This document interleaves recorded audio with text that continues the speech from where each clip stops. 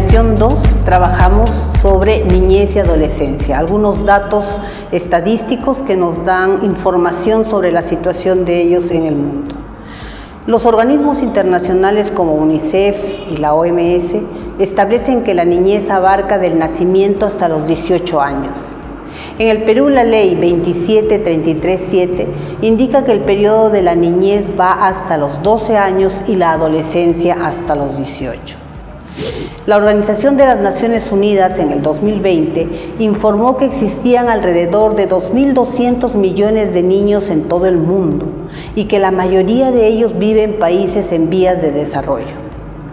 Las repercusiones de la COVID-19, los conflictos armados, las crisis climáticas han afectado a muchas más personas, ubicándolas por debajo del umbral de pobreza. Existen 662 millones de niños que sufren pobreza multidimensional.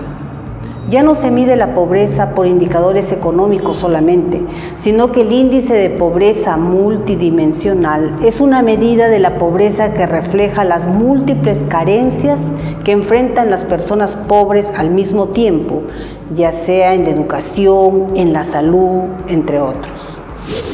Este empobrecimiento que se va incrementando post-pandemia se manifiesta a través del hambre, la malnutrición, la falta de agua potable, la imposibilidad de acceso a una vivienda digna y otros servicios básicos como la salud, la educación, la recreación, la seguridad. Los niños viven en abandono y expuestos a terribles riesgos. ¿A qué riesgos nos referimos? A la violencia.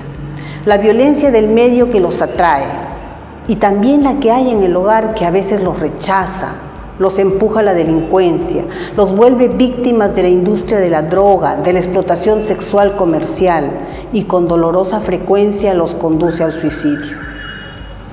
En los países donde hay conflictos armados, los niños son utilizados como escudos humanos o botines de guerra. Se ven obligados a asumir responsabilidades para los que ellos no están preparados, como jefes de familia al quedarse huérfanos. Son millones de niños que se encuentran en condiciones deplorables, trabajando en las calles, a veces con alguno de sus padres o en pequeños grupos.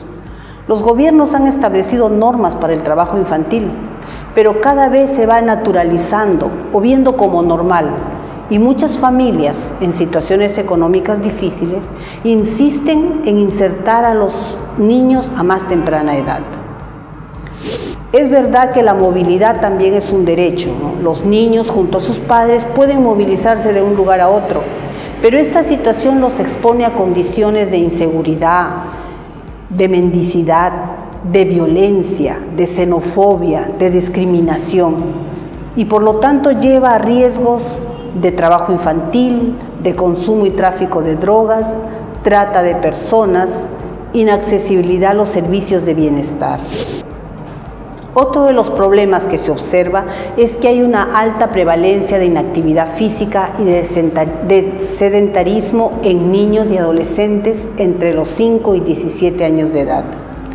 Existen recomendaciones de la OMS sobre el tipo, duración y frecuencia de la actividad física que requiere el ser humano, lo que no se observa en este grupo poblacional, de ahí que se presenta sedentarismo, más aún con el uso indiscriminado de los diversos medios tecnológicos de información y comunicación.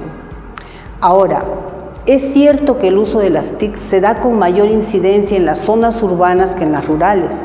Sin embargo, también en las zonas rurales se presenta inactividad física.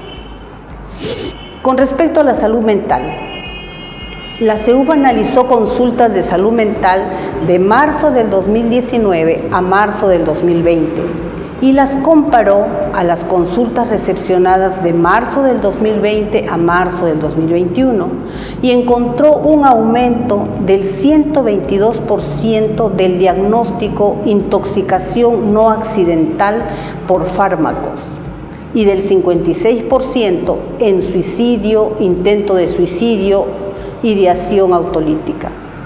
Es decir, cuando hablamos de diagnóstico, intoxicación no accidental por fármacos, estamos hablando de la búsqueda de autolesionarse. Y cuando hablamos de ideación autolítica, estamos hablando de la presencia de pensamientos recurrentes, persistentes de querer matarse. Y va desde decir, mejor estaría muerto, hasta la planificación detallada del hecho suicida. En una encuesta realizada a 8.749 escolares, el 12% de los adolescentes manifiesta problemas emocionales y conductuales de cierta gravedad. El 6% tiene síntomas graves de depresión y un 26% de depresión de intensidad moderada. Las mujeres indicaron mayores dificultades de tipo emocional ansioso y depresivo y de conducta suicida en comparación con los hombres. Hay estudios similares para países de Sudamérica también. Esta mirada rápida nos debe ayudar a mirar a nuestros niños y adolescentes ahí en el entorno donde tú estás. Te invito a responder las siguientes preguntas. ¿Cuál es la situación de ellos en tu comunidad o en la zona de proyección de la iglesia? ¿Qué situaciones problemáticas están atravesando?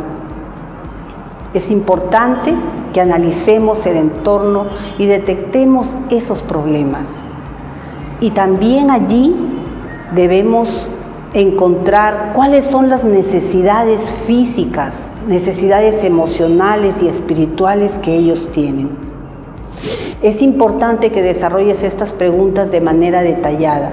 Te va a servir porque en el foro será de manera breve. Ahora, un tema crucial es la violencia física, psicológica y sexual en la que viven niños y adolescentes. Y se ha demostrado que se ha incrementado aún en el tiempo de pandemia. Hay un documento que es importante leer y que no ha perdido su vigencia. El libro es La Iglesia rompiendo el silencio frente al abuso sexual en niños, niñas y adolescentes. Te invito a leerlo y a hacer un resumen esquemático. Tu esfuerzo rendirá buenos frutos. Dios te bendiga.